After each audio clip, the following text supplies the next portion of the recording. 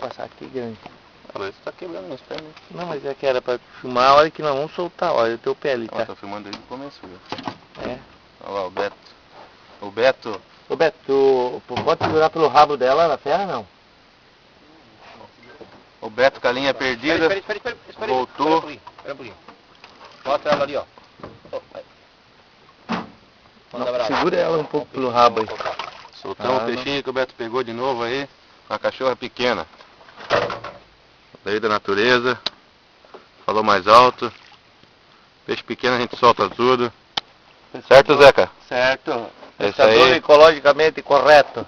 Certinho, Beto? Beto contente, tinha acabado de perder um anzol. Buscou o anzol de volta com o peixe grudado na ponta. Conta isso, é pescador, cara. Ninguém acredita. Correto aí, Nestor? Mas que é verdade, bicho.